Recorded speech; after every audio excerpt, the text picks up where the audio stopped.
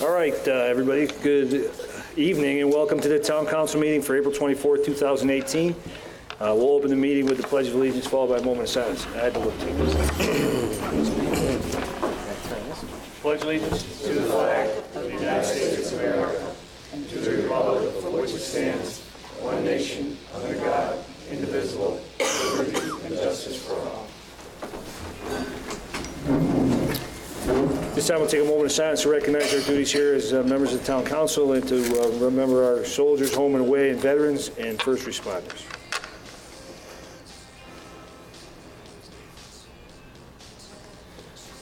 Thank you. In accordance with the Mass General laws, we're taping the meeting. Is anybody else taping the meeting? No. All right. Public comments, we have none, right? Rich? I'd like to begin this meeting on a celebratory note. On June 7th of this year, Ms. Kathy Hill will be inducted into the East Long Meadow Educators Hall of Fame. Nice. Good job.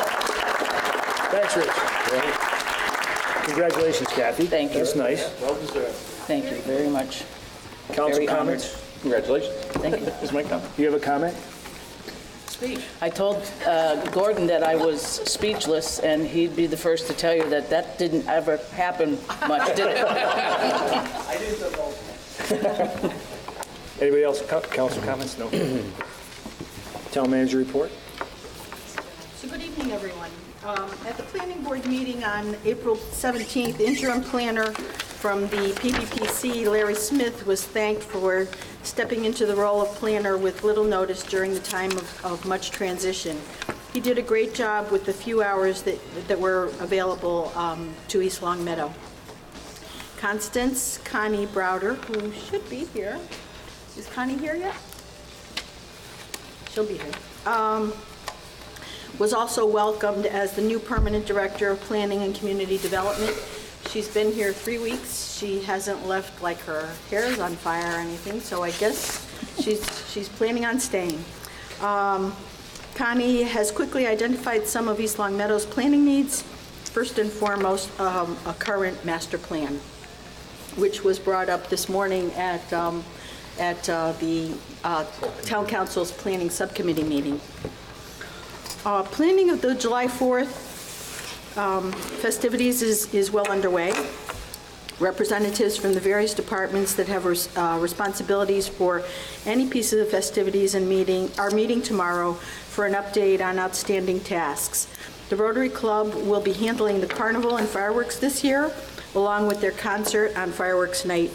The parade committee continues with planning of the famous parade, and the beer tent is still in the planning stages. I approached the town's veterans groups and about handling the beer tent as a fundraiser for their organizations. However, they just got back to me this weekend. They felt that that was too big a job for them at this point. So we need to look for an alternative way of getting that piece addressed. And we'll meet tomorrow. The police and fire chiefs, IT director, and I, and Hampden counterparts continue to work toward finalization of the combined dispatch that we hope will be approved in both communities' 2019 budgets. A draft intermunicipal agreement is being reviewed by Hampden's town attorney, and once all of Hampden's concerns have been addressed, I'll pass the agreement on to our attorney for review as well. We're close to completion on sorting out of all the pieces to this joint venture, which is a big task. Kudos to those that have been a part of it. It's ongoing, but close to finishing, I think. Our recreation department is in the process of hiring for summer help. If you know of anyone interested in working for the recreation department, please have them submit their application to the rec department. Applications are available on the town's website. Also, I have not yet seen it, but have been told that the completion of the interior of the Pine Knoll office building has turned out exceptionally well. It was a project in the current capital plan that will add more office storage and functionality to that particular recreational facility. Thank you to our Public Works Department for all they did to finish the interior of that building. If you recall, that building had sat for a long time without the interior being finished, so that's a great thing. Human Services Director Karen Decker is working on completion of the wage study that you all have been aware has been going on, that was handled by the Collins Center, funded through a community compact grant. Once it has been completed, I will share a synopsis of the study's findings with the council. I've kind of told you a little bit about it, that we've been made aware there are some salaries that are too high, some that are too low, so I'll get a synopsis of that to you all once it's completed. Dates for you all to save. This Saturday is car seat checkup day. They're checking on car seat installation and installing them at Center Square parking lot from 10 to 2. June 21st is the summer reading kickoff again at Center Square parking. Save the dates of June 29th to July 4th for the carnival parade and fireworks. And August 25th is an upcoming blood drive in memory of Laura Cunningham. Thank you. Thanks, Denise. At this time, I'll entertain a motion to take the FY19 budget discussion under financial matters out of order to the present. So moved. Second. Moved and seconded. Any further discussion? All in favor? Aye. Back to you. So I'd ask that Sarah come up front as well. You all received a copy of this, and I went over with Kevin today where we were going to start with the budget. And at the last council meeting, I had suggested that you go through the budget lines. It's maybe 5 pages in. It says page 2 of 5, which is page 2 of 5 of the actual budget. Jot down any questions you have, and we should have answers for you. We have all the department heads here as well. So if Sarah and I can't answer the question as we go through a budget, we'll ask the department head to come up and be available to answer any questions that you have. You'll see that some of the departments' budgets are under 2%, which was kind of the guidelines that you had recommended. If they're like a 0% or a -%, minus might be something that you'd be asking why it's minus, but certainly I would think 0 is probably not up for much discussion, and that's your budget, so. So I'll leave it to the president of the council to direct where we want to head. So you want to start, Denise, just on, we talked about just going over the general beginning of the budget where we have our income and... So you want to start with that, and that's, Kevin asked that we do a high level of that. That would be 2 pages prior to the page 2, if I remember right. The general fund sources, and I've asked Sarah to do a quick synopsis of our funding. So you will see, you'll see here that thank you. So we have our anticipated tax revenue. I wanted to bring to your attention that in the first 12 months, we have a collection rate of 98.5%. Typically after that 12-month period, then we have a collection rate of 99+%. So we do have a very good collection rate. Then we also have the local receipts here. And local receipts, it's primarily the motor vehicle excise tax, but then there are other things in there such as all licenses, permits, fees. We have other departmental revenue, and the meals tax that we're all aware of also is in those local receipts. And the last thing that I wanted to bring to your attention is that this budget includes the, I want to say the right word. It includes the governor's budget. Recently, the House did issue their budget. Their budget is a little bit higher. It's about $82,000 higher for revenue, but I still left it at the slightly more conservative governor's budget. Any questions on revenue? Any further detail that you'd like? Question. Yes. With regards to meals tax, If I recall, that was well over $200,000 Correct. revenue to the town? Yes. Where's that listed? It's in your other projected revenues. So if you're on page 1 and you see nearing the bottom of the page, it says total projected local receipts, it's in that number.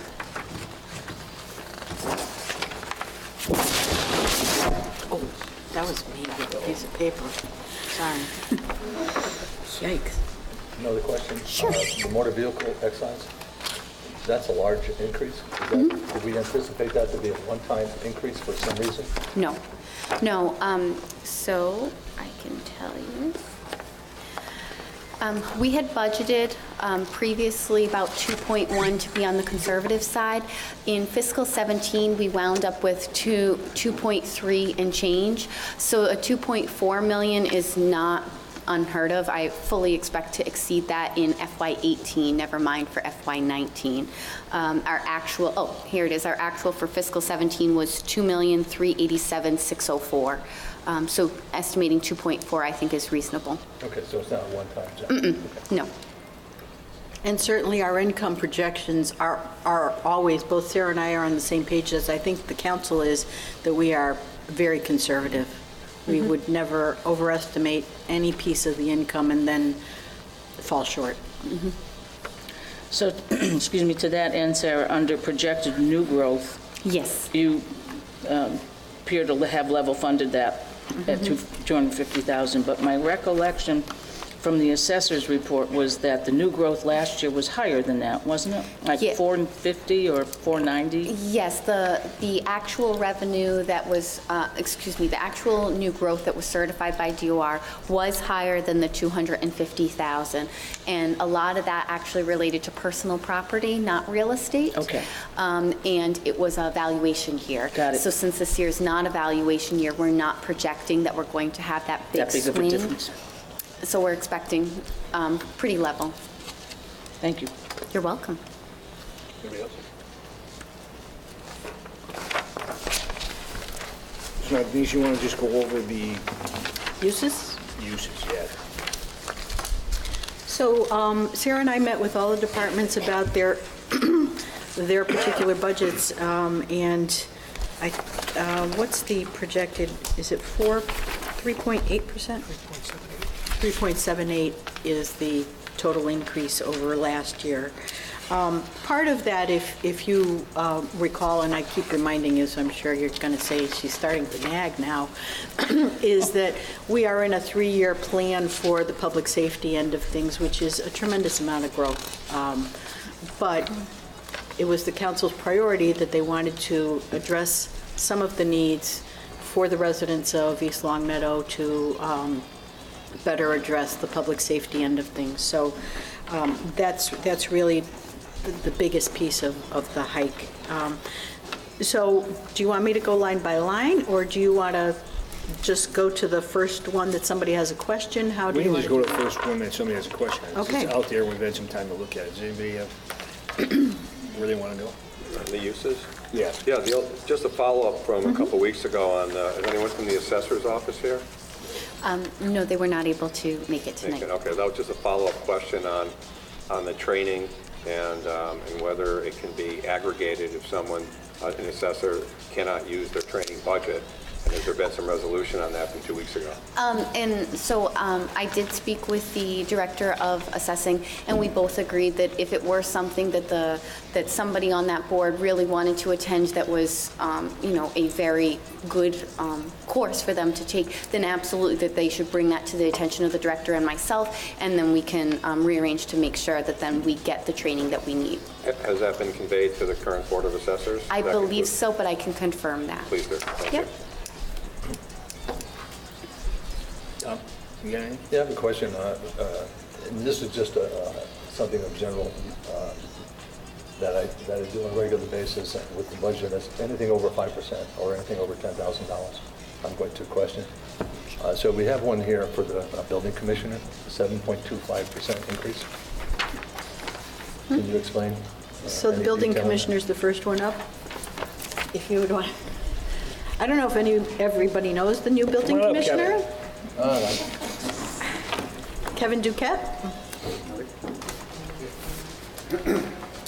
So that increase is, we had a stipend paid plumbing inspector who retired in December.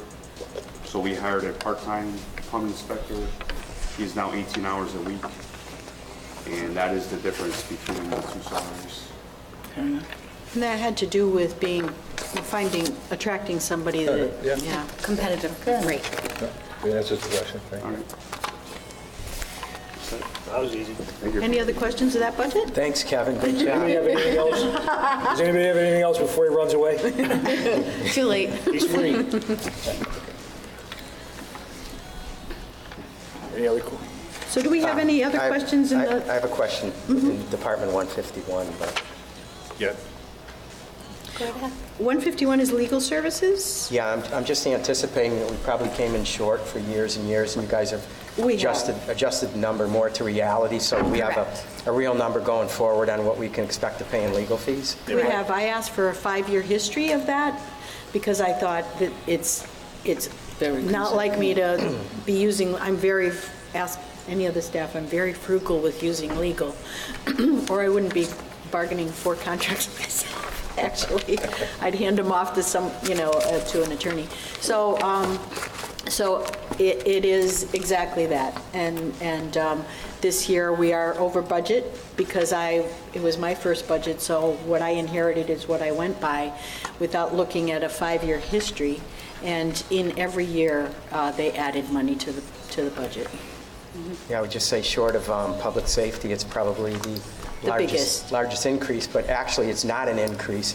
It isn't. It's At the dealing end of with the day. reality from past experiences, Correct. so. And that's my philosophy and Sarah's as well. I don't want to speak for Sarah, but I think we're on the same page there, that we'll take the heat for putting in a real number and moving forward on that, rather than continue to put a low-end number and then have to come in and ask for additional money. We might still need to, because legal is very unpredictable. You could end up with some huge something that you actually need some representation for, but this is a much more real number. And if I may say, it's a credit to you because over the past 5 years, and as long as I've been in both capacities as a selectman and here, it was standard procedure to bring an attorney in for all our negotiations. So obviously that raised the bar, no pun intended, as far as the dollar value. I'm not that. As far as the dollar value of the legal services for the town. So the fact that you're actually doing a lion's share of the negotiating is obviously helping us financially also. Good. Question on 152, human resources? That's quite a reduction. And it's... So Karen? It's almost 8%. I don't know if you could hear back there, but Tom said that this is a substantial reduction in your budget. I didn't know One if of you the could- reasons for the reduction, Tom, is because we had an employee resign who was paid at a higher rate when we brought somebody else in. It was a much lower salary for them. Also, we had a lot of startup costs last year for HR because it was a new department. We no longer have those. So we were able to reduce what we needed for the department to run. So this is a one-time cost? Right. The other, I'm sorry. the other difference is that in the FY18 budget, we budgeted $10,500 for the wage study, and since we were able to get that paid through a grant instead, we didn't use it, so therefore this would be reduced. Good. So going forward, basically, it should be flat unless we make, Correct. Unless there's Hires or increases in whatever. salaries or something. It should just be their normal steps. Yeah. Are you fully staffed now? Yes. are you sure? Yes. You seem to think I'm never there, but I didn't say that. is that it? That's it. Yeah. You got off easy too, run. Well, I have another department. Let's try it. Don't run far then. I have one on line 430, trash collection. That shows, 430. Do we want to go down the first page first? first, okay. Does anybody have any other questions on this first page? Planning, zoning, conservation, 175. Again, a substantial savings. $10,734. again, that a one-time savings? That is salaries, correct? So that's salaries. So when the former director was replaced with Connie, that there's a difference in the salary there, as well as the TEU member had been a longtime member, and that person resigned. And so therefore, the new person, we don't have longevity for either of those positions now, and their salaries are much different. So that's the primary difference there. Okay, thank you. You're welcome. Might as well go to police. Oh, boy. Where'd he go? He Jeff, left? you're up. Thought I was skipped. You should be so lucky. Good evening. Hey, Jeff. Oh, he's right behind you. So it's not a substantial increase, Jeff. I know it's only 4.65, but if you just want to go over it for everybody. Sure, so this year we have in there, excuse me, the major increase is coming in with the regional dispatch that we put in the budget this year. Right. Again, so it's a 311 roughly number, which kind of kicked up the budget a little bit more. So in prior year, we had budgeted for $192,608 for if we did the dispatch in-house. House, right. And then doing part of the regional dispatch would be 311. So it's a difference of 118,000 increase by doing the regional dispatch. But we do get additional services that we would not have been able to have internally. And Plus, didn't we save money without hiring our dispatchers? So to date, we have We'll be in that turning line money item, if back. we look at the line Correct. item, we have not spent Correct. part of that Correct. 118,000 that. As much as we'd like to, we have not spent it. Yes. It also is not reflected as a comparison to last year's in the same spot. This year, we're going to be budgeting it as a service. Last year, it came out of the personnel line. So, because it was really just hiring people. Anybody else got anything? All right, I guess you're done, Jeff. That was it? See you later. All that loss of You can expound on your budget if you'd like. Pretty painless. Excuse me. We'll make up for it with Paul. Yeah, Paul's up now, so he's good. Wait to be called. They're calling him Mr. 53% in-house, just It's a saying. good name. Just this year.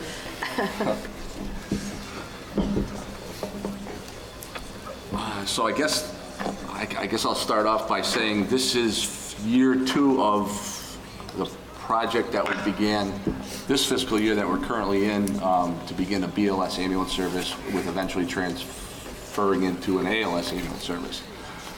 To date, our forward firefighters are currently in the academy that we hired this year as part of this year's budget. The ambulance is equipped in-house. The license application actually went in the mail today. They should have it tomorrow. Hopefully the goal is to get the inspector out here early May and have that process so we have our July 1st start date. Moving forward to this budget, it includes hiring 4 additional firefighter paramedics that begin work in August, and then another round of 4 firefighter paramedics that begin work in late February, early March, depending on when the academy starts. And then with this budget, we intend to go 24 hours with ambulance and fire protection by January 1st. I'm kind of hoping for December 1st, but timing with the academy and some of the other stuff that we need to work with, it may be January 1st at the latest. The budget does include, the biggest part of the budget is their salaries, 4 in August and 4 more in late February, early March. There is some station modifications, kind of a part of the growing process, not enough where it would have been a capital line item. It's well below that number. And there's also buying the turnout gear for the 4 new firefighters, or 8 new firefighters, which is about a $30,000 increase. Compared to last year when Paul presented his 3-year phase-in, he had estimated that phase 2 would be 575, I think, or 572, and you will notice here it's 562, so he actually stayed below his estimate from last year. And primarily, most of that was due to the negotiating. When I proposed the projection, we didn't have numbers for the EMT pay and the paramedic pay. So not knowing exactly how to budget, I shot a little high, and working with Denise and the union, we were able to negotiate a contract that was, workable for both groups. They came out with something they like. We came out with something we like. So it was probably my most successful contract that I've ever worked on either side. Paul can attest, some of those were pretty rough way back when. It was a whole new process, and I'm glad it worked the way it did. And the union actually was pretty happy with the way it worked. Anybody? All right. So I guess You're free. overall for public safety, taking the big picture here, last year was the initial steps. This year is pretty much implementation in both the dispatch and the ambulance service. And next year we'll be bringing it all together. These are the high ends of all of this investing. After that, dispatch we should see some cost savings from the dispatch end, and we'll be billing for ambulance service. So kudos to you all for wanting to invest in the public safety for the whole community and taking the pain of this piece, and then it should sort of pull back some. And if you haven't seen the ambulance, it's actually really... Yeah, I was just going to say, if the ambulance is in the building, if anybody wants to come on up, take a look at it. It's right in the first bay. It's in his new home. It's where it's going to be. It caution tape around it. And yeah, Paul won't let you touch it. No, you can touch it now. You can touch it now. With gloves. There's some sanitizer in there you can use too. And the ladder truck is in Massachusetts. It's at the dealer, having the dealer prep. We anticipate probably a week and a half or so. We should have it, maybe 2, for factory training the last week in May 30th, 31st, and June 1st. Factory's coming out for our training portion of it. So it will be in service mid-June for the towns. And it'll be, I think it's a piece of equipment. I know it's a piece of equipment that I'm very proud of. And 20, 25 years easy for the town to reap the benefits from it. So it's going to be a nice addition to the town. Thank you. Thank you. And just quickly, Denise, to your point earlier, this is all stuff that we anticipated, and I'm glad to see it coming together. So. And if we remove the dispatch and the expansion of the fire from the budget, it drops our budget down to a 2.59% increase. Paul, just a quick question on the modifications. When you go to 24 hours, is there any significant modifications you have to make to the building? Not at this time, and I'm not anticipating asking for anything in the near future. 5 years maybe, you might see something on a capital plan, 5-year capital plan to increase the size of the station. Unfortunately for us to do much there, we are on the old landfill, so we have to do any significant modifications to the ground around it is a lot of work, and Bruce is sitting diagonally behind me, and I don't want to scare him, but he knows. So now we're going to try and make do. Okay. The guys are going to try and make do, and again, that's the smaller version of future. But with all that was going on, it wasn't something that I wanted to put in front of anybody yet. Let's get the ambulance up and running. Let's get to the ALS service, and then we'll talk about future for the department.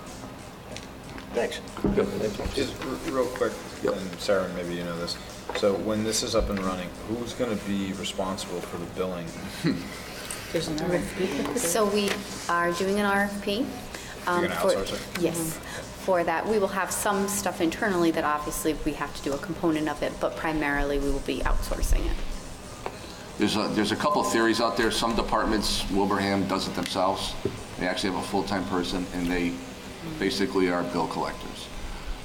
We're on the mindset right now, we're outsourcing it, and it's a 3% fee, and the work that they do and the requirements that they have and the knowledge that they have working with the insurance companies, Medicare, Medicaid, it's a huge plus for us. And it makes the fire department's job and Sarah's job a little easier. We still have to reconcile, we still have to cross-check and double-check, but it's a big piece of it that with our software that we're purchasing, we will be able to, the billing company automatically gets the information as soon as that patient report is complete. We click complete, they get it. So they can start the billing process at that point. It's pretty seamless at this stage. And the 3% fee is nothing compared to a full-time employee with benefits and all of that. And your OPEB later? Yeah. Definitely worth it. Right. And this is what these companies do. They do ambulance medical billing. So that makes sense. Well, what were you, I remember when you presented this last year, you had a ballpark figure of what you thought you might generate in receipts from having our own ambulance service. So I projected, based on surrounding communities, they're using 25 to 35% of their operating budget comes back in, and some of them were actually able to fund a capital line item or a capital account that they would be able to use every couple of years to help pay for new ambulances, cardiac monitors, other high-end, very expensive equipment for the ambulance. This year, based on BLS 12 hours and then going 24 hours, if we walk out and we can see 150,000, I think we should be happy. That's a good prediction based on the numbers that are out there. And we are anticipating, I mean, we as engine company responses now, 12 hours a day, we're doing probably 1,400 medical runs during the day. Not all of those are going to be BLS, probably a third of those. So if you bring that down to some round numbers, you know, maybe 350, and you go from there. So it'll keep the guys busy, and we're still going to be involved with the engine company for the ALS runs because we are very effective with that. Some of them there's some standing around, but other times they're that third hand in there, or they're the first two people in there performing CPR or assisting the police department performing CPR. I think that was a valuable step that we did that progressed to where we are now. I got one question. I was just going to say, well, we talked at one point about service in other communities. Is that bringing maybe a second ambulance online, or what's your thoughts on that? We are considering not borrowing, but a local community has a second ambulance that they're replacing with a new ambulance. So their primary ambulance is going to become their second ambulance, and this would be a spare for them and a backup ambulance for us. That's not set in stone yet, and the cost for us would be very minimal. And so it may be something that we can entertain in the very near future. There's definitely a need for it. We see there's many times when AMR's got 2-3 ambulances going in town, and everybody here has experienced it. So yes, and then at this point we have mutual aid agreements set up with Longmeadow and Wilbraham. Agawam, basically Agawam is more an intercept for us. If Longmeadow is tied up and AMR is tied up, we can get a medic en route to the hospital before we get on the highway. And Agawam was very appreciative, very helpful with that. And they've actually come to town to assist AMR with the ambulance backup, which is quite a pull for them. Wilbraham, kind of the wrong direction for ALS, but as an ambulance backup, they're a great asset. And Longmeadow is a great partner for the town to begin with. AMR is on board. They see the growth of the town. They see where the town wants to go, and you know they've been working with us. Great. So, thanks. Good. You're all set, buddy. Thank you.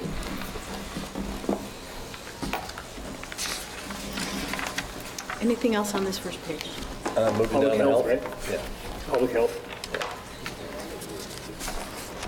Hi, Amy. Good evening. Tried to turn the page there. No, I knew once Tom said anything over 5% that my time was coming. So the 6% increase is due to a pay equity increase for my position when my contract came up. That's it?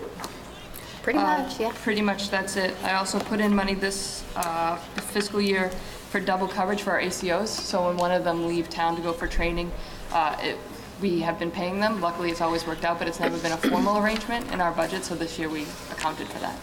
And the other portion of it is the step increase for her TEU member, which is contractual. Right. Anybody got any questions? All All right, thanks, I'm glad Amy. you were listening. Yeah. That's the reason I mentioned it. Kathy, you had a question on 430. Before I go, that's my account 430. Trash account? Trash, yes, again, let me see.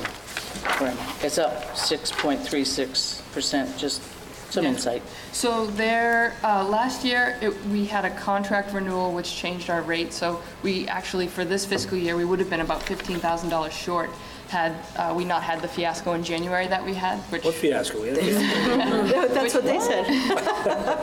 so that actually, the fine that we levied was about $15,000. So it ended up being clean in the wash. So on top of the shortage, we had a 3% increase for curbside and municipal pickup. And annually, our tonnage is going up about 30 tons. And so with the disposal rate for those tonnage going up, it's compounding. Okay. Any questions on the trash?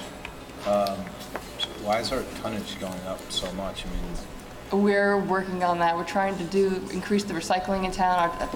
I think part of it is the residents. We're getting more residents in town. So that's increasing our tonnage, and also people just aren't recycling. Part of it is the hauler isn't enforcing our mandatory recycling policies. They're taking trash that's over the 35-gallon limit. They're taking extra bags that aren't in the green East Long Meadow bag. So we're working really hard with them to start leaving the leave behind stickers, but that's proven to be quite difficult at this point. And we did address it with them at the meeting that we had when we talked about We certainly the did. fiasco. Yeah. Yeah, and As we we like to So call it. purported fiasco. We're trying to hold their Trashnado. feet to the fire, but it's been extremely difficult to do. Once the whole January issue took place, the whole leave behind sticker kind of took a back burner because Right. people weren't getting their trash picked up. So then leaving a So sticker we're that not says, we're leaving not anything." taking your trash because you have Was too much. pretty obvious. Yeah, that has to, I understand. We're lucky it wasn't July and 100 degrees out. Oh, my God. That's right, But, yeah. so do we track recycling tonnage? We do. We actually get refunded for our recycling tonnage. So has our recycling tonnage gone down over the years? It has not. It hasn't gone up either. No. And it should, And it should go up. Right. It So should go up. so if So as we get more- tonnage of Waste raw waste goes up, then recycling should trend up also. Theoretically. Actually, our recycling should be going up and our trash should be Should go going down. down. That's a, Well, I'm saying if more Our goal. people, if we have more bodies and more residents and Oh, yeah. tonnage is going up, if we're claiming that, Proportionally, it should stay the same, but Yeah, I they should definitely go would up. like to know more, and maybe we can do some, grassroots, campaigning with recycling and Yeah. start to, Our recycling coordinator is actually here, just in case there are any questions, but she's been doing a lot of programs in town to try to move the recycling, increase in recycling, and decrease in trash. So if there's, at any point, you guys would like a presentation of some of the things we're doing, I'm sure she can come and address that with you guys. yeah, and whatever we can do to help and support, absolutely. Excellent. Thank you. When is the contract for that? 2020. 2020. This is probably a question for Denise. When we turn the page, we go on to trash collection. Is that a question under DPW as it is with Bruce here? Or is that something that Trash Amy? collection 430 is Amy. That's what we're talking about Waste now. collection is That's that one. Yeah, so that 433. one, we're taking out. Right. I just want to make sure that we're. Yeah. Bruce has the waste. All right, you're free to go. All right, thank you. Thank you.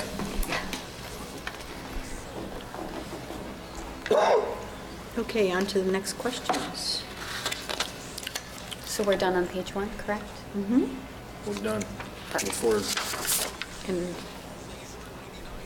page 2, did you want an overview of the education piece? Education's up now, right? Because 3.5. It's not at the 5%, but it might be something that you, And just a reminder to everyone that, that the fiscal 18 does not include the benefits and whatnot for transportation. And remember, we are outsourcing transportation effective for fiscal 19.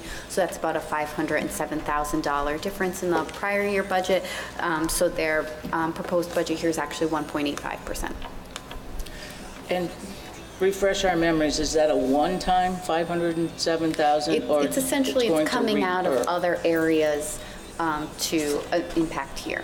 Right, and there will be an offset with the sale of the school buses for 1 year anyways. Right, there might be an offset with that, but remember, we also have the bonds to pay on those school buses of $350, Some so of when those we remaining sell it, buses, that would go there first. But then we also have that now you have less people, so we're having less on the insurance, the workers' comp, the insurance for the vehicle, the buses themselves, and all of those kinds of things. So it will trickle down. Some will be an immediate savings, and some it will be over time, such as your claims, because now it was part of your claims basis for, say, workers' comp, but now as it gets older, they're less relevant, and then your premium gets impacted. And OPEB and all of that. Yep, that's correct. Maintenance as well, right? Right. Maintenance, right. Exactly. And- Liability. Correct, and no more buses on the capital plan. That's an excellent point. And Not that Sarah, it's- oops, I'm Go sorry. ahead, go ahead. Just to say, of that 1.89 that you said was left, is a majority of that contractual Yes. obligations? Yes. And But I will let Gordon explain further. Actually, I have some handouts which you may write it down. Okay. Educator with a handout. And a test that. I should have shared it through a Google Doc with you. Don't tell Ryan. I should have shared this with a Google Doc. Thank you. They don't like that Google Doc word. Thank you, Gordon. You're welcome. Maybe the last handout, Ryan's cutting me off on printing.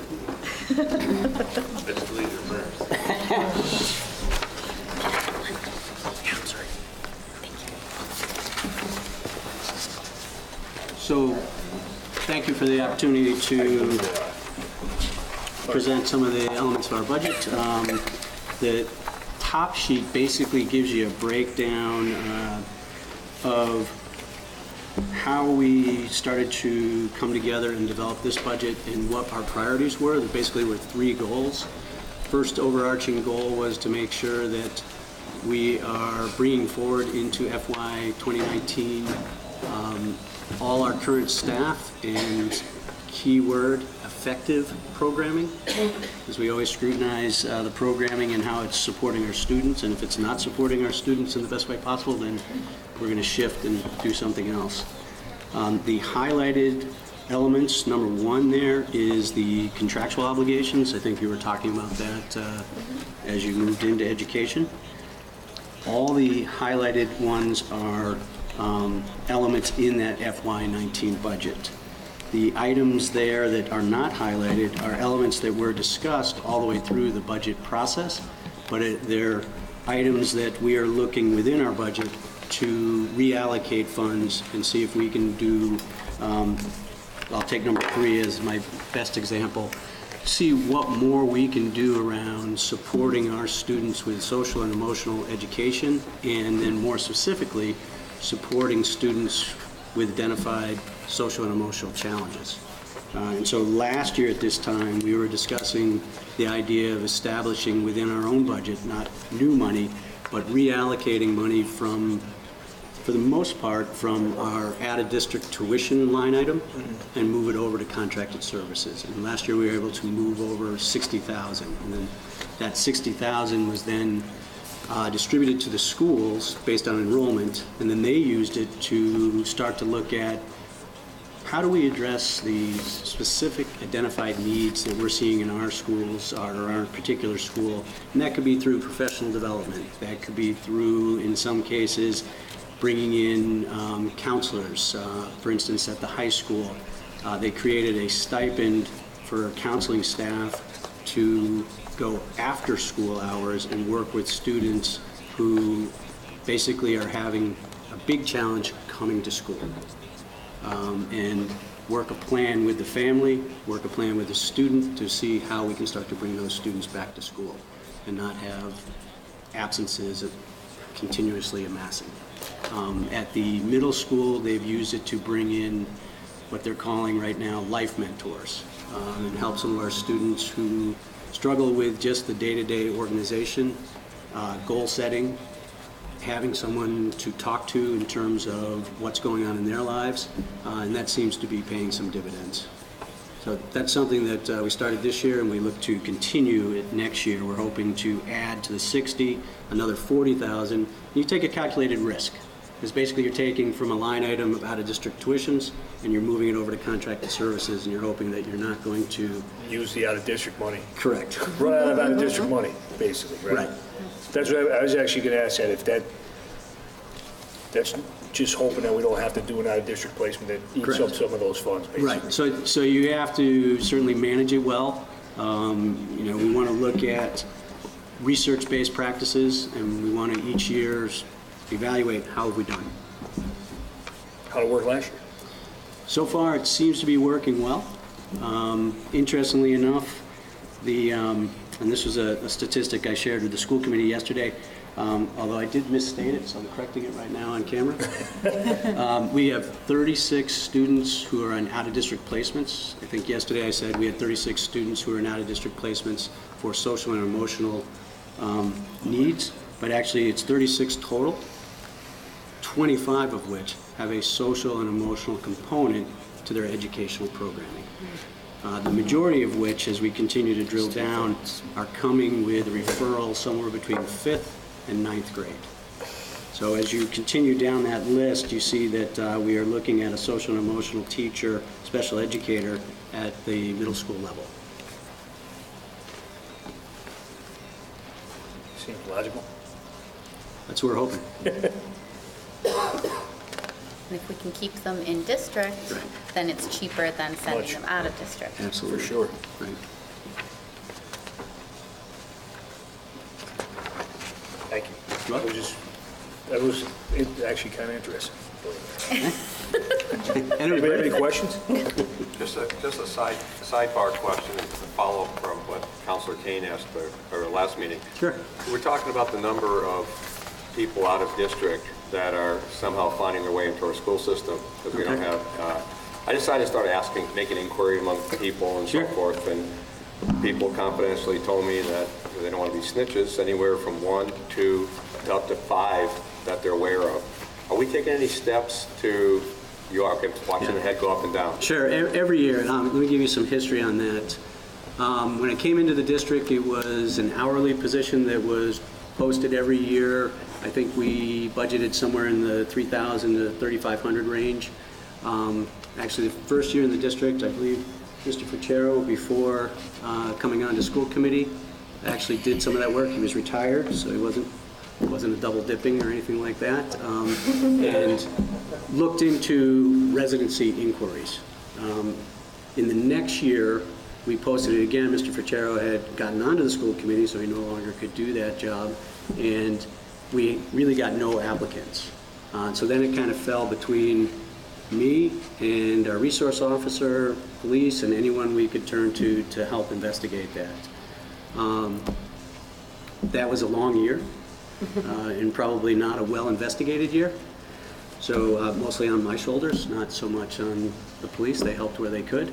And so what we did is in year 3, we turned to what other districts around us are doing and contracted with a private investigator. First 2 years of that was with a company called J.C. Tierney, and they were recommended to us by Agawam and Ludlow. They were with us probably for 3 years. We averaged somewhere between 11 to 15 inquiries per year during that time. About 2 years ago, J.C. Tierney was no longer interested in doing it, and so he turned to a private investigator who's a retired police detective from Springfield, a gentleman by the name of Richard Talbot. He's also doing residency inquiries for Longmeadow, and I believe Hampton Wilbraham. Last year he did 11 for us. Of the 11, actually I think I may have it in here. Of the 11, we had 5 that were proven to be East Longmeadow residents, 4 who were proven to be residents outside of East Longmeadow. 3 of those were withdrawn. 1 is continuing to be a court proceeding, and we had 2 that we had insufficient information, so Mr. Talbot will be back investigating those. And just out of curiosity, what's the expenditure on the private investigator? Last year, we spent about $7,000. Sorry, go ahead. $7,000 last year. So, savings-wise. I'm sorry? Savings-wise, we're talking about savings. If you look in your packet, although I don't know that it comes up to this, but it just gives you an idea. If you flip to page 3, it gives you an idea of at least how the state assesses our expenditures. So the 14 And so, yeah, so the state looks at our budget and how we expend not only town money, but state aid money, and that all goes into a formula. They come up with a per pupil expenditure, and so we're at $14,883. So you're saying It doesn't necessarily correlate into a savings of that. I'm just giving you sort of a benchmark, because You'd if you're have to talking catch them about... on day one. Well, also, you would, 11 students, you're not going to hire new staff. So No. we haven't hired new staff because of an enrollment surge, nor as we withdraw students that are found not to be residents, do we dismiss staff. So it hasn't been an impact from that standpoint, so it's really not impacting the per pupil expenditure. I just wanted to give you sort of a benchmark. You know, I'm just trying to Sure. figure out if we're spending 7,000, could we? Right. But we already had tried it, I guess, with- You know, I guess the best savings, and it's intangible, would be time. for you guys. You know, well, time for us, but also the teachers on a daily basis. You know, they're now giving more time to the students who are in their class. This per pupil amount that you have here, that's not including special needs, which I... This is, it would, within their formula, it's an average. Basically, it's a formula that the state uses. They look at what we spend on teachers, what we spend on administration, what we spend on educational supplies, and through that formula, they then look at our enrollment. They come up with a per pupil expenditure. It's also how they determine our state aid. So next year, we're projected to have a little bit more than 11 million in state aid, and that starts with enrollment. So October 1 of each year, they freeze the school system's enrollment. We report those enrollment numbers, and that's the number that generates the formula, along with many other different things, to decide what our state aid will be for the next fiscal year. And so can I just ask you a quick question on enrollment? Absolutely.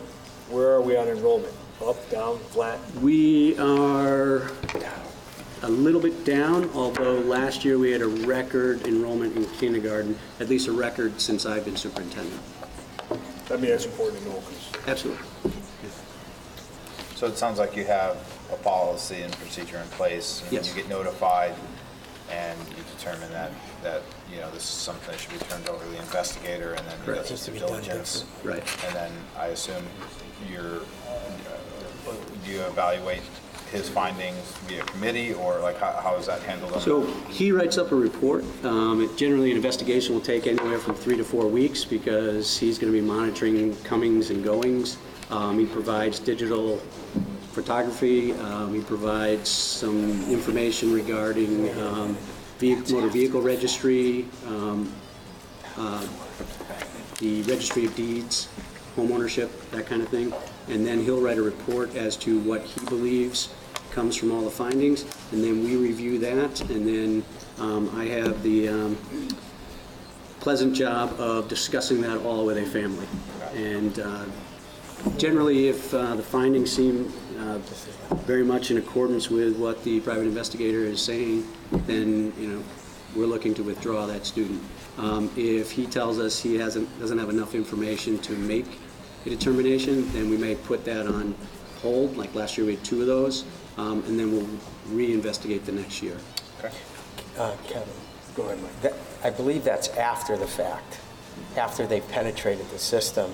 And the recommendation I made was to budget funding to create a position prior to them penetrating our system. And one follow-up question I had to Sure. the original statement was, I know we had one of those cases in litigation, right? Yes. And It's ongoing, it's going to go on for a while, I'm assuming. I'm unfortunately. vaguely familiar with it, but... Yes, you are. What's our legal expenditure on those type of cases, like on average? That would be challenging for me to answer right now, but I could get that for you. Just out of curiosity, I mean, Sure. I know that we have to take this... Generally, if it's not going to court, there's no legal expense. It's the private investigator and that's it. Correct. So rarely, how often do we go to court on these issues? That's the first one. Okay. So if you have a conversation and someone says, yeah, okay, I get you. It never goes that well. It doesn't ever go that easy. More or less. But Mike, back to your point. So, I mean, I understand the premise of what you're asking there, and if you vet them earlier. So I think I missed the part like where what was your recommendation in terms of like funding a position, or because if you prevent them from entering the system, then you don't have to investigate them. And Correct. So I get it. The damage starts after that, and I can only speak of one case that we're talking about, and it has been going on for well over a year. So not only are we paying the damages, trying to remove them, it cost the town another $255,000 this year while he sat in our school system because he is special needs. So my recommendation was to have... I'm not sure where the $255,000 is coming from. It came from the attorney. Okay.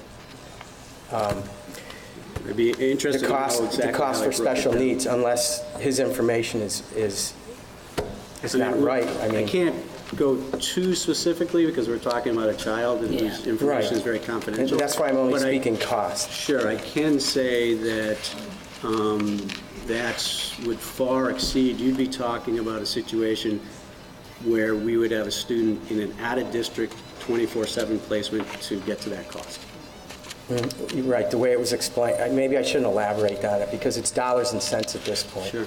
And regardless of what the number was, to answer Councilman Ford's question, it was to put up a safety net rather than fighting to get them out. Sure. Have a good screening mechanism in place before they penetrate. Sure. And, So you know, what we do currently with enrollment, as anyone comes in to enroll in the public schools, we generally are looking for a deed and some other form of documentation showing that they are either homeowner or resident. So it could also be a lease in the bill. In the cases, and you do get a lot of this these days, where people may be moving back in with their parents, then we look for a certified letter from the parents indicating that this is the case. I'm sorry, notarized letter, not a certified letter. But we also then have the parents walk through that same sequence. In most of those cases, we also talk about, and I show the brochure of our private investigator and just say, you know, we do have someone who looks at this. And so, and on our document, because we had our attorney draw it up, it does say this is under the penalty of legal penalty for perjury and so forth. Is it possible for the document to say that as a school district, you take residency seriously? I mean, I'm saying the obvious, but that questionable situations would be aggressively pursued with we can always private change, detector, we absolutely whatever you can, call it, yeah. can change what's on there. The downside is it does, exactly, you want to be welcoming. We'd rather be welcoming. But at the same time, maybe it is just as simple as if the individual who's doing the registration has a uneasy feeling and it's not cut and dry with a purchase and sale agreement on a new development or just a straight purchase and sale agreement, the brochure. Yeah, we can do that, absolutely. Have we ever thought about going with reimbursement for when they come in fraudulent? Generally, what you have to do with that is you're going to have to get into a legal battle to collect that. Yeah. And I just know under the law we're entitled to it. correct. But it's You are entitled to it. Getting it is a little a bit different harder story. than. Yeah, Right. absolutely. I was just curious. Yeah, no, and so it's something that we discuss. It's something that I use in those discussions that Mr. Ford was referring to that went so well as he sort of role played. But it doesn't always go as well as that.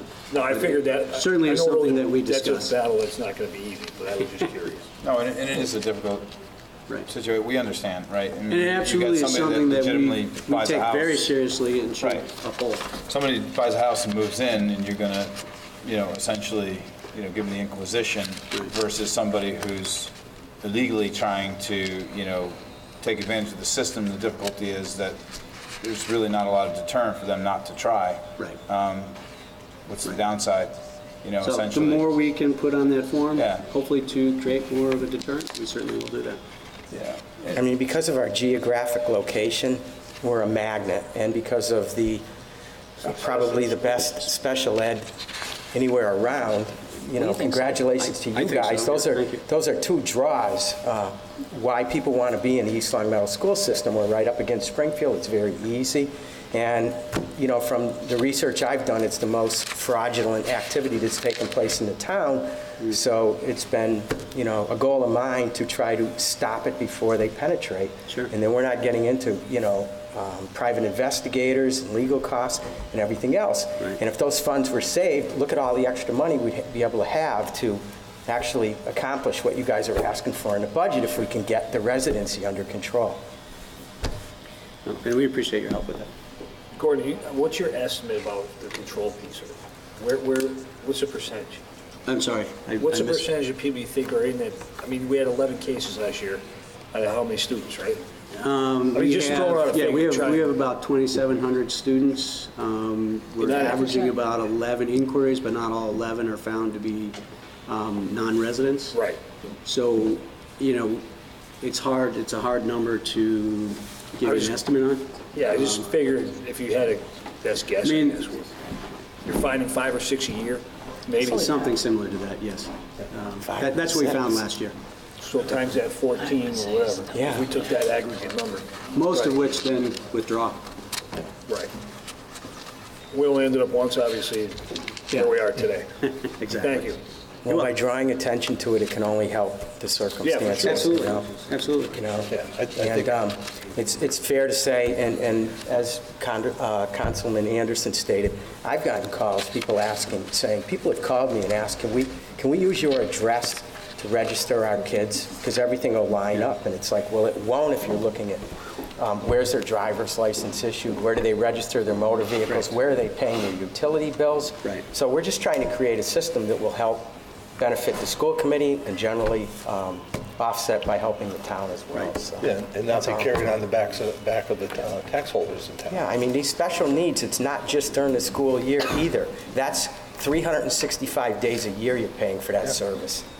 Proactive is always better. Go ahead, Rich. Having done this position 6 years ago, I knew in the abstract, but I learned how difficult it was in the concrete. You have to understand that nowadays we're dealing with very creative families. Oh, no, when I did the research, they were living 1 week with mom, 1 week with dad, in shared custody. Now, Mr. Anderson, they may say, well, they're never there, but that's legal all by the courts, and they can go to these Long Meadow public schools. They may have blended families. They may be living with their grandparents because their parents can't raise them. It's not a black and white thing where they're not living there. Not at all. When I did this, I was amazed at how many creative families were in our town, where students lived half the week with the mom, other half the week with the dad. We're 1 week on, 1 week off. So it's so difficult in our society now to find out exactly when there's a divorce, when there's health issues with the parents, where those students are actually living most of the time. And I can tell you that. It's a very difficult situation. It's a very sensitive situation. I found kids living with their grandparents all the time because, as we know about the opiate effects. I found students who were living Sunday through Thursday in our town, and then Thursday night through Sunday night with another parent. It was very, very complex. Well, Rich, if you find something like that, I mean, there's obviously a decision that the school can make to pursue or not pursue based on that information. And a lot of times a sensitive case, right? Obviously, you would have a little heart for somebody. You're right. And because of my knowledge base being a former high school principal, I went to our attorney, Peter Smith, and I would say to him, here's what I have. Rich, most of the time would say if it's shared custody, they can stay where they are. Fair enough. I mean, so when you say, Mr. Anderson, people are saying that 1 to 5, I would say let's take a little deeper look at that, and maybe the family makeup that's doing that, not that they're trying to beat us at something. Are people trying to come into town, Mr. Kane? We've got a wonderful school system, Mr. Kane. You look at that slide, you see the achievement we're doing without pupil cost.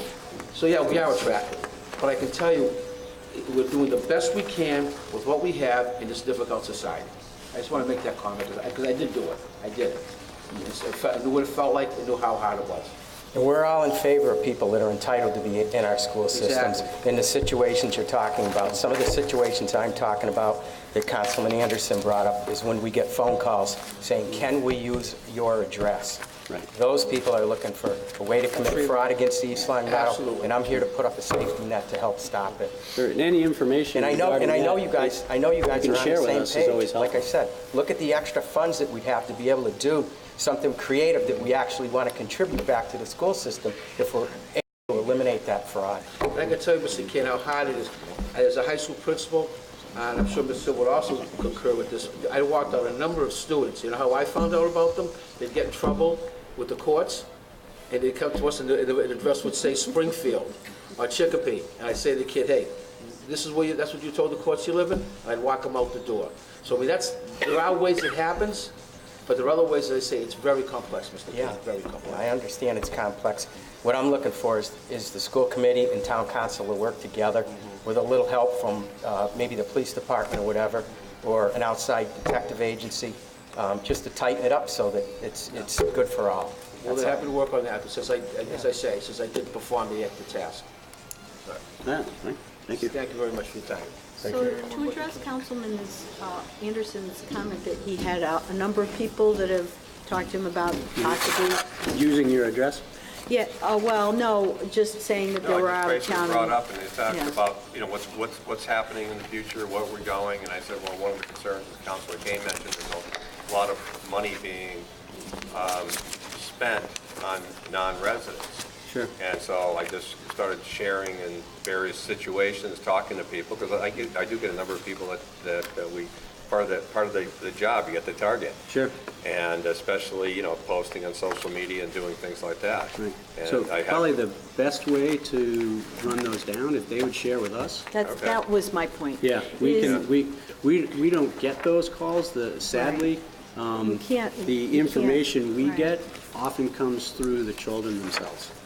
Whether it be what Mr. Ficero just used as an example, or an elementary student very innocently Can anyone drawing a picture of his home have an and then assurance putting of the address on it, confidentiality? and it's Springfield or another city. Well, Do you still have the anonymous tip line? We do. That was Yes, where I we was do. headed. Yeah. Okay, maybe. You do. Is that So is that information something on the that's town available? website, It's, it's on the school website under school safety. under school safety? Yeah. Okay. Okay, thank you. You're welcome. So just to kind of bring this full circle, because we've spent some time on it. It's an important problem, but from a ratio percentage, it doesn't seem to be systemic. It's a No, pretty low percentage. It is a low percentage. And I That's think what I if was we getting just, I mean, it's a Right. very Yeah. expensive problem when it does happen, and it seems like we are being reactive. So, whatever we can do to vet them harder on the front end without making it completely irresponsible, when a new resident actually is paying, taxpayer new to our town. Correct. So it's a balancing act, and we appreciate that, but, and we'll do what we can to support you on our end as well. Thank you. Any other questions on the education budget, which we were kind of off subject, but Well, I was hoping to add to what Mr. Smith already said, if you don't mind. Sure, I just want to let everyone know that on this one here, 13, so I probably should have came up from the beginning. Good evening, everyone.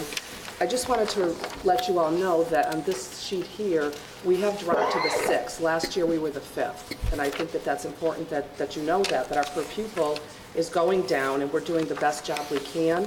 The second thing I wanted to just bring to your attention is that very first page where we listed all of the positions and where we're at, what we're requesting. I would like you to know that we're always very, very fiscally prudent, and there's a lot of time and work that goes into this to make good decisions for the whole town. And on the very first line is $542,000, and that is our contractual obligation. In order to move our district forward, we need the rest of these items here, the ones that are highlighted in blue, and those are on our supplemental budget. And again, I just would like to stress that in order to move our district forward, we need additional support. Thank you. That's it.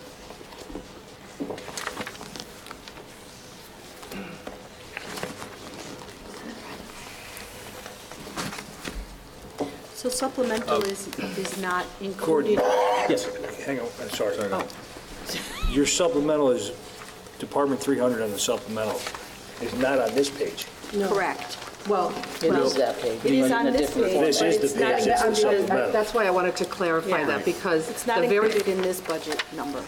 but we wanted you to know that those were our items that the district, Right, this breaks down the whole budget request. We figured, on the cover page gives you the entire budget request. Right, but what's in blue is what your actual budget request is, and then the other items on the No, page are no. what? Items No, the other items that are not highlighted 4 there through 8. are items that we are dealing with internally. I just wanted to give you a perspective on how we go about drafting this budget. The discussions start really in late October and go all the way through until, for the school committee last night. So on let's go to this first page for a second. I just want to. that's only the top line, Kevin, that 542,000 in the blue. Is the contracts, right? That's correct. Correct. That's on the budget. If you take So the that's in your budget, and 2 542, through 8 is, or whatever Oh, is 2 through 8. Is additional supplemental. that we This need is supplemental cost. for the social emotional that we talk about, Which the is- special ed. And that's a couple pages further back in your budget. if you take the 542 plus that 507 that I spoke about earlier for transportation, that's how you get to that 1,049,487 that's on the current budget page, which is where we started. So that gets a little bit confusing because it looks like the school is asking for 3.6 for just contractual, but that's really not the way it is. It's 1.85 is our contractual obligation, again, saying extremely fiscally prudent. The additional is the 507 that's going to be transferred from the town side of the operating budget to the school for the outsourcing of transportation. And the additional items are in the supplemental budget. Which is the 63,000 That's for the correct. intensive Correct. special needs, 63 for instructional technology, 12 for an increased current Correct. .8 band That's music. correct, Kevin. 65,000 for a special ed for the social emotional from 9-12, right, 9 through 12? That's Yes. correct. And then the math specialist from 3 to 5, 63,000 and 25,000 increase in the curriculum renewal. Right, that's That's in order of priority. the one that we had, that I just read you, that's in order of priority? Yes. So, So Items two one is your The one in contractual the obligation. blue that they just did is in their order. so if you add all of these in, what is that? Well, that's That's why. that's 800. That's- No, I if you look- know that. What does the percentage go to, Look at the Sarah? next sheet. Oh, one moment. It would actually be Percentage is 2.8. 2.85. Correct. They are correct. On top, 2.85, which doesn't in addition to include- the 1.8, whatever No, that's. No, that's the whole budget. 2.85 would be our total, okay. not including the 507. I get that part, Okay, right. thank you. Okay, so all in, All in, everything. It's the 2.85 without the transportation, if you were looking from Right, one so year to all the in with the other. transportation? Yep, it's, I'll have to defer to Because that's the Sarah same, on it's that. not new money. So looking under education on the original budget, the total says 3.59. it's 3.595. That's Yeah, the but- total increase with the supplemental included No. or without? Oh, I'm sorry, I looked at the wrong part. It's 4.59 So we're at 4.59 if we include With the the supplemental supplemental. budget. with the supplemental 3.59 and the without those. With a transportation. total But that's dollar? including the 507,000 that from the part out. town side of the budget to the operating, so that's not new money. I know, but it's all goes to one tree. It's like Well, we all- it does, Right, but it's money coming that's from. already allocated. It's already I understand. allocated. Right, I Because so understand. but- you'll see the benefits No, going down. I'm not arguing that. Okay. It's, we have one parent budget. I get what you're saying there. I'm just trying to figure out, so what is the total dollar, including the supplemental and, It is 30535,688. okay, thank you.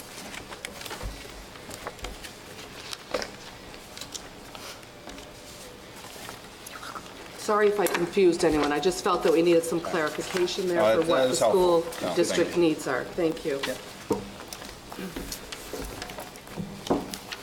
Anybody else? I'm good. Thanks, appreciate it. Gordon. Okay. Thank you.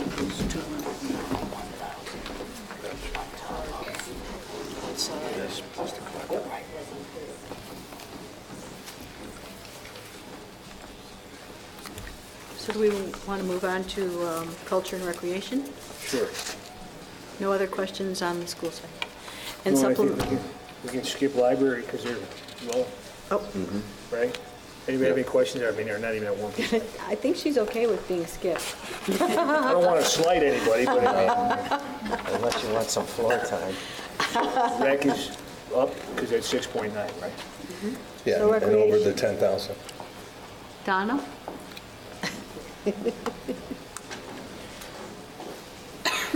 Excuse me. Has everyone met Donna Prather? Yes. Our recreation I director? have not. Hi, Donna. Hi. Good evening. The difference is the differences in the contracts between my contract and the previous director. And That's it? again, that's the one that primary difference. we could not attract somebody at the salary that was, the previous person had. We did comparables to make sure that we were going to be competitive. And Donna actually came from Indianapolis. Is that Was that part of your part of the study? Yeah, no, that was prior to getting the results of the study. That was, I did that with any opening that I had from the time I started, that we did comparables. So can you just go over that, like what your process was for that, Denise, just for everybody's Certainly. advocation? Any vacancy that we had, I had 5 towns that I basically used. I don't know if Karen was using them going forward, but I had 5 towns that had similar populations, socioeconomic, a standard list that I would go to and ask if they had. Now, you have to remember that every town isn't, the positions aren't apples to apples sometimes. So in reforming the government to reflect what the charter said, all of those positions were looked at to see if they were competitive rates, too high, too low. Some were too high or are higher than the surrounding towns, than the average that we have. So those would be kind of frozen, or if somebody left, then we would address it that way. So a good example of that was we had a town planner that had been here a very long time, and her salary was above the norm, across the board above the norm.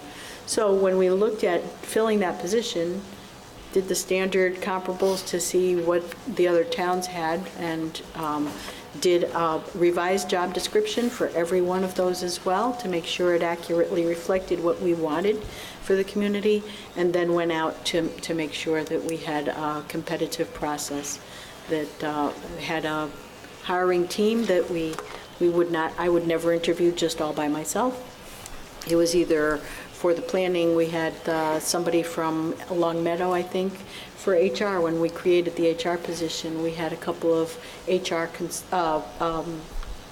the directors from other towns. I think it was maybe Ludlow and Long Meadow. So every position that I did that way. Thank you. I just wanted everybody to know. I would like to add one more piece, and it's not just my contract, but there was another position that is a union position that for some reason wasn't moved up. The TEU position, Position didn't go up in steps. an individual left, and so therefore to replace it, it's a difference in the contract amount. So that's the remaining part of the difference. There we go. I just had like a question on the potential revenue side. I get questions from constituents who drive by the baseball field in Forest Park and say, wow, can we do things like this? Is it a policy from a DPW point of view, since we have everybody here? We're talking budget, we're talking revenue. Advertising. Can we do something like that? It's a planning issue. It's a planning issue. The planning Have those zoning kind of for the sign. Have those kind of For signs. signage. right? I just, now that we have a new planning person, I have reached out to her, and between her and some of it will fall under Kevin. So I've already, yes, I'm trying to gather the information I need to see where we need to go with that, because I'm getting a lot of questions about that also. Excellent. Thank you. All right, well, that was easy. You're done.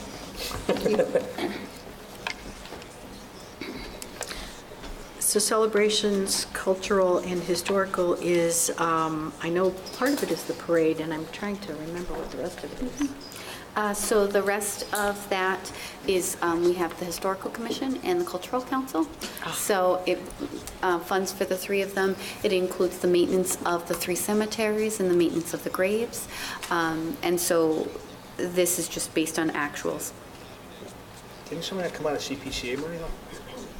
That was a gravestone restoration project. yeah. But every year we have to maintain the cemeteries themselves, so that part comes out of this budget. Gotcha. A Does that make little-known sense? fact, we have somebody that is proposing to maintain one of the cemeteries by purchasing, is it goats or sheep? Yeah. Rather than, Goats, I rather think. than mowing. That's interesting. Yeah.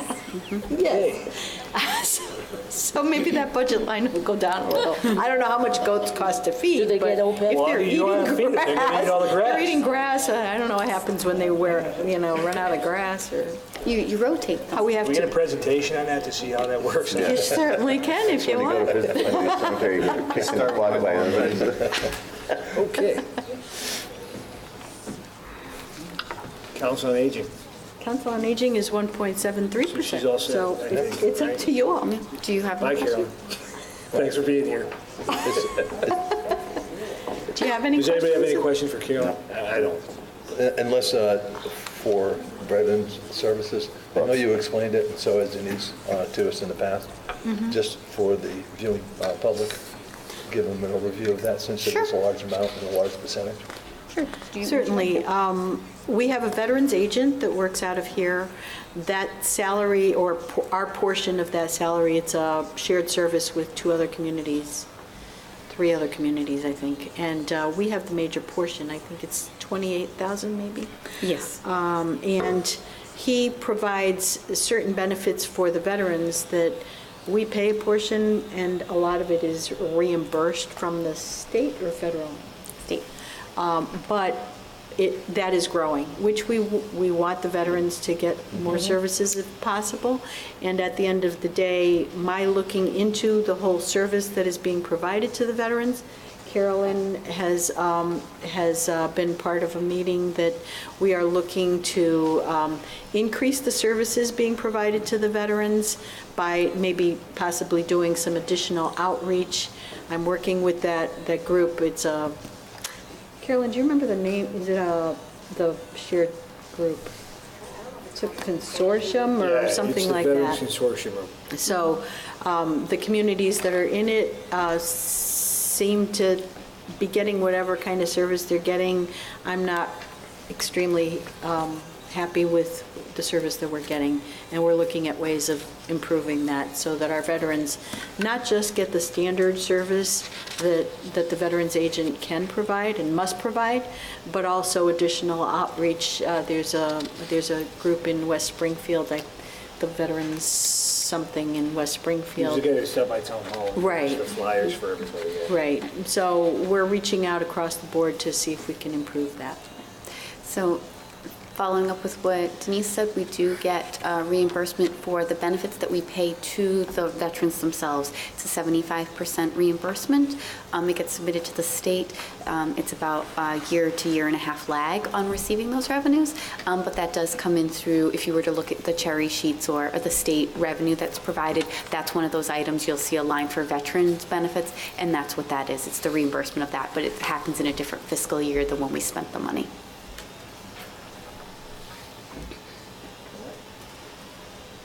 So on the workers' compensation, I guess.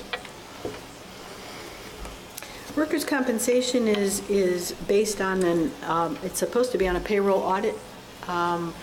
The insurance agency that we have that does it's Maya, Mass Interlocal. Municipal Insurance, something, Interlocal Insurance Association. They did not do an audit this year, so this is an estimated, it's on an estimated number. Is this, just to cut you, I don't mean, I hate to cut you off, but No. their rates went up without an audit. Correct. Is that right? Their estimate for the rate went up because they based it off of the prior year increase from fiscal 16 to 17, so they assumed a similar increase because at the time of giving the estimate, they had not completed their audit yet. What's So their yes. obligation for an audit? Annual? Yes. They're supposed to. Yes. So I am working with them because the audit firm that they hired did not show up at the designated time, and so we are trying to figure out what happened. So that number is really just some of the the I'm numbers assuming under it's going to be insurance. high, Yeah. but I don't know until Yeah. they complete further for because it's a This is where payroll we audit. talked about the insurance across the board. across the board, right? Yes. What is our, you know what our mod rate is? I don't know that off the top of my high? head. I don't remember. I don't think so, but I don't know that. I don't know. We can find out. Because if our But it's payroll's very not difficult. going up Yeah. and they're giving us increases, it's because of claims history. Yeah, but I don't. Right, but our claims history actually is doing better. That's what I thought. That's what I mean. That's why I was It- wondering why it it is. went up. Tell them. But I can't tell you an amount. So But just tell they- them, no, we're not paying an increase. No, the fiscal 16 to 15. That's where we're headed. Or To I can. fiscal 17 increase went up about $1 million, so they presumed another $1 million in payroll increases, and I don't believe that that's accurate. We have actually met with some Other other Carriers. carriers already to discuss it, because part of the reason was that when it came in, and there was no claims history increase, so there was no reason really for the increase to happen, and they hadn't done the audit, so we're sort of in the works of looking other places. to make sure that we're getting the best service and the best rates possible. If they did an audit going forward, they would know that we're not going to have those bus employees. Right. Which were High comp. high-rated claim. Right. As part of that Easy, insurance and discussion, the claims rate, Mhm. most carriers, and I don't know all do this or not, but they offer services to train individuals. Absolutely. Yep. It's actually just funny you say The that, claim Tom, rates because comes down. one of the companies that we had spoken with does just that. Part of their thing is a reduction in claims. Yep. So your rates And we have are done low. some of those here since I've been an employee of this town. The insurance company has come in and has done some of that. Also, so some of your larger departments, you're more likely to have a claim just because there's more people. So for instance, the DPW, that their department has worked really hard to increase safety and to decrease their claims, and they have been very successful over the past 3 years or so at showing a significant decrease in those, and therefore that reduces our premiums. And then we also try to earn rebates and things like that from the insurance company, and we have been able to do that as well. And Karen has been organizing more in-house training using the insurance carrier or, different organizations to help bring, because if we can prove that we are doing the training, that does help us with our insurance rates. It does. And I've been in the past very aggressive at getting that done. Yeah, I'm glad to see that you're looking into that. I mean, a $26,000 increase just because. Just because is wrong. It's wrong. Right. But we couldn't fight that fight any more than we had. Yeah. They said, we won't even have rates to you until April, so use that 11%. I said, you're dealing with municipalities, you know that we have to have our budgets in much before that. That's what they've got. So we'll continue to pursue that for certain. Keep us posted. You can answer the next one too, I guess, retirement assessment, right? Yes, I can. So the retirement assessment is from our Hampton County Regional Retirement Board. So what happens is that we provide them payroll data as of September 30th of every year. And based on that, they calculate out what our current portion of our retirement percentage that we have to pay, as well as then a factor for the previous retirees, because we are not a fully funded plan. So the amount that we have here is the letter that they have sent us telling us what our fiscal 19 expense is. It's not an estimate. It's already what the final number is. You do get a early pay discount by paying all in July, which we do take advantage of, and it ranges between $30,000 and $40,000 of a savings. And it's because that then it earns different interest and dividends and things like that. So this number does reflect that savings. And where do we stand with funding? Not very good. I think we're like 6th from the bottom on the Parex list, if I recall, but I could look that up. Hey, we're not at the bottom. No, we're not at the bottom, but we're really not very good. I did not know that. 6 from the bottom of what? The state.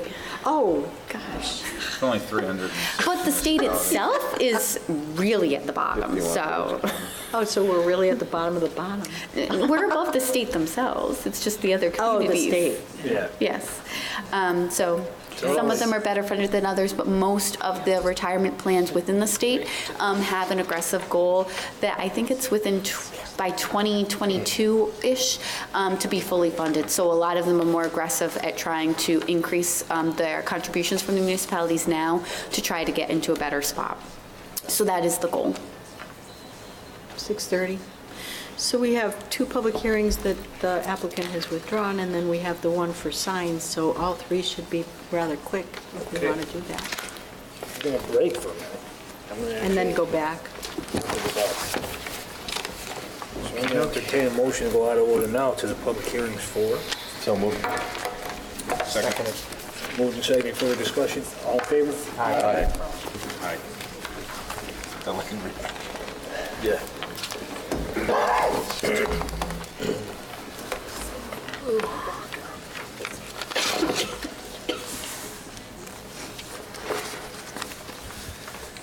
All right, the reason for the continuance of the public hearing from March 13th is to continue the discussion of a new proposed bylaw for the creation of a mixed-use district from Industrial Garden Park District for parcel 1838-0330 Chestnut Street. Council members are O'Connor, Federici, Ford, Manley, Anderson, Hill, and Kane. Tom, if you could read the notice. The East Long Meadow Town Council will hold a continuation of a public hearing on April 24, 2018 at 6:30 p.m. in the auditorium of the Council on Aging, located at 328 North Main Street, to address the creation of a mixed-use district from Industrial Garden Park District for parcel 18-38-0330 Chestnut Street. Information relating to this amendment is on file with the town clerk and available for review by the public. For the council, Thomas Florence, clerk of the council. Thanks, Tom. At this time, we can have the applicant present the reasoning to address a proposed district change.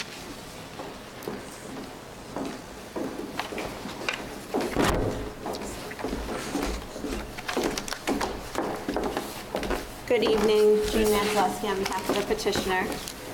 Joe Conley for the property owners. How you guys doing? Well, how are you? Well, thank you. So we've had some discussions, been present at some of the subcommittee meetings that you all have had. We've met your new town planner, Ms. Browders, and I think we want to make sure that given this new town planner coming on board, we want to give her ample opportunity to be able to review any proposal that we have, as well as the master plan that the town has, and address any issues with respect to that. So in conference with the members of the subcommittee, we have agreed that at this point in time, we'll withdraw our petitions to give the town planner ample opportunity to be able to review the proposal in the master plan. Okay. Thank you very much. Anybody else want to speak? I can speak further out of order because we have, under our subcommittee report, but yes, we did meet this morning, and our town planner was present and gave us some great insight about how out of date our master plan is, and it's actually, we could be in statutory violation because it is so far out of date, from 1976. Much more up to date than the health code was. Yeah, I'll give you that. At least we did pass the bicentennial. But the same idea is we have this project is the biggest project, a residential project in the history of our town. Our town's having its 125th anniversary next year, and to try to put this project without having appropriate review and working on our master plan is not the way to go. So they decided that the best approach would be, as council mentioned, is to withdraw their application, allow our town planner, coupled with the planning board, to work on updating the master plan, and then, if they so choose, come back in the future with, with that information, with the town, and work with the town planner on a new proposal if apropos. There's actually a letter of withdrawal in your packet. Okay. So at this time, I guess I'll close the public hearing. Thank you guys for working with us and making that easy tonight. Makes the budget discussion easy, but you might want to hang out for the next one, right? Because that's you guys too? Same thing, right? Right, same withdrawal. Yeah, all right. So I'll just go over quick then. We're going to do I have to wait? We got to wait, right? If we're taking a motion to accept. All right. Take a motion to accept the plan to withdraw. So moved. Second. Moved and seconded. Any further discussion? All in favor? Aye. Now we can wait. Want to take a 5-minute recess? And the second one, we don't have to open that hearing and close it? We do, but we can't do it till 6:45. 6:45. All right, I mean, just another quick comment, since we go slightly out of order again with the subcommittee report, is I spoke with the subcommittee at the tail end because they did give us advanced knowledge, and the subcommittee is asking to be in continued existence for future planning matters. That's fine. And I don't know, I think we probably need a vote that the council, again, has apropos that you can send matters involving planning and zoning before us, you know, that are coming to us Are you just proposing to kind of keep it open? That's all. Just keep it open. For the purposes of... Is there any objection to that? If it's established. It's established, we're good. It's just that our purpose originally was this project, and there may be other projects, other zones. You're planning matter subcommittee. There was no time frame. Yeah, we just want to be clear, that's all. I'm sure there's no misunderstanding. So, I mean, I'll make Marilyn, that motion. he got you for a little longer. He got you back in. You're stuck. It was actually Marilyn Richards who suggested that. I did? Yes, she did. So I'll make that motion, that the continued existence of the subcommittee. Okay. We're good. We're good? All right, as long as it's We're just going to keep it up. Bring them on. Thank you. We got anything else we can talk about? We can do the motions, right? We can do the minutes. Now you have to go back out of order. Now I got to take a motion to go back out of order to do the approval of minutes, item number 6. So moved. Second. It's moved and seconded. Any further discussion? All in favor? Aye. All right, so at this point, I'll entertain a motion to accept the open session minutes of the April 10, 2018 Town Council meeting as submitted. So moved. Is there a second? Second. Moved and seconded. Any further discussion? All in favor? Aye. And I'll entertain a motion to accept the executive session minutes for the same day, April 10, 2018. So moved. Second. Moved and seconded. Any further discussion? All in favor? Aye.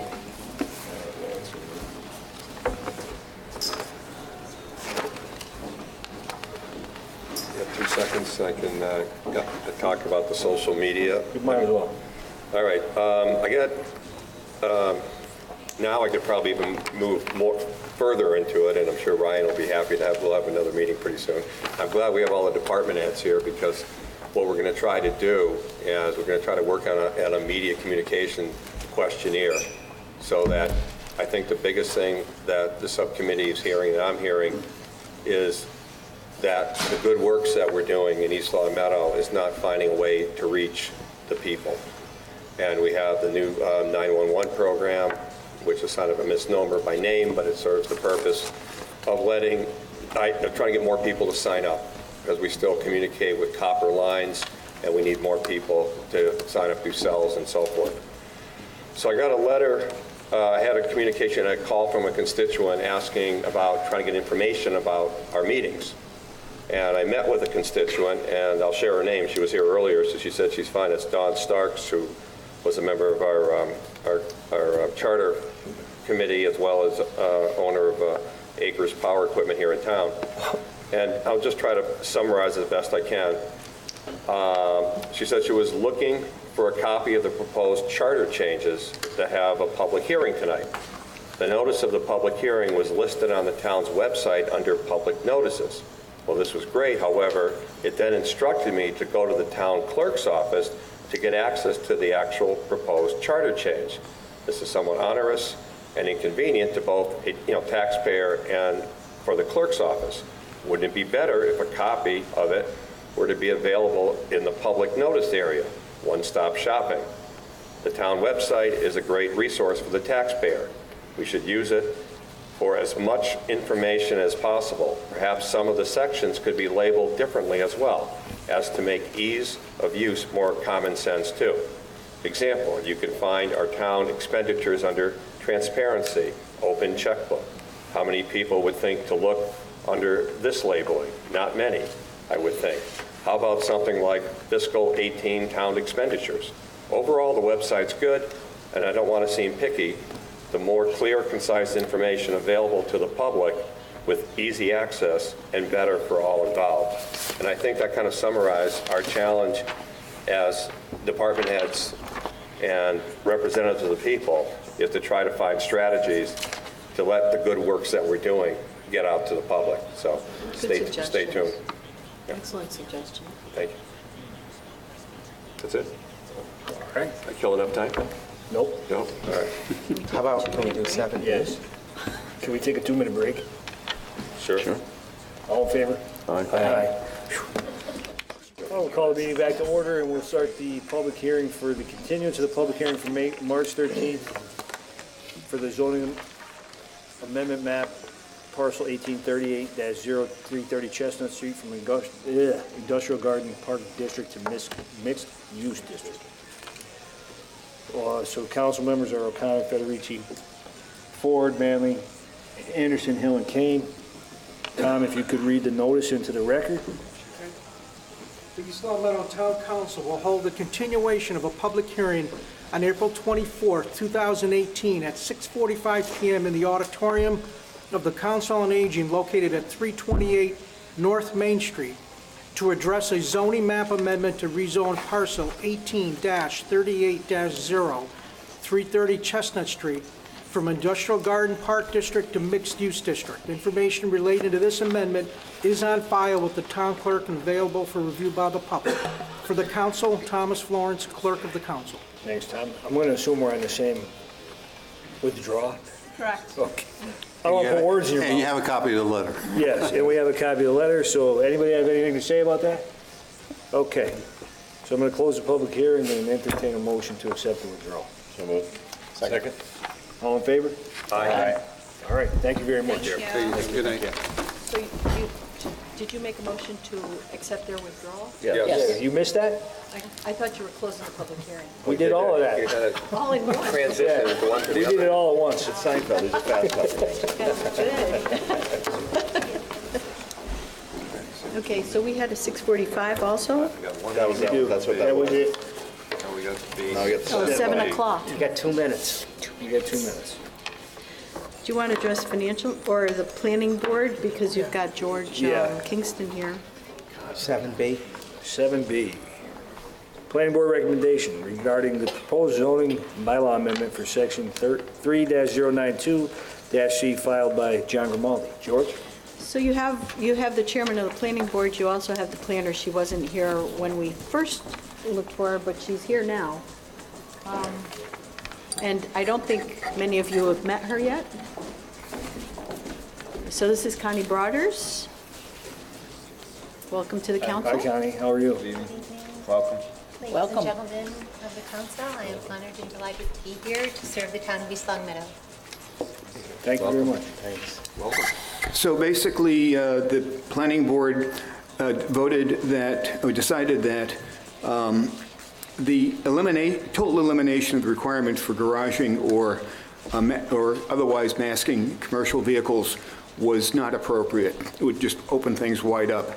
So we recommended against that. Additionally, we have agreed to take up a definition of commercial vehicles, which we do not currently have in the bylaw. And that definition will be crafted around what we're trying to avoid, which is rolling billboards and vehicles that are obviously commercial with tools and things like that on them. So that's where we are right now. All right. So we're just going to stick with that, right? We don't really have any action on that, so we'll move to the next one. That's right. So George, you have one for the zoning bylaw amendment for section 5.8 signs. Yeah, basically, on having talked this over with Larry Smith while he was here, at the current time, all sign permits are issued by the planning board and then are subject to further approval by the building inspector. In fact, the building inspector is the zoning officer. He makes zoning determinations. So we're basically rubber stamping things that meet the bylaw already.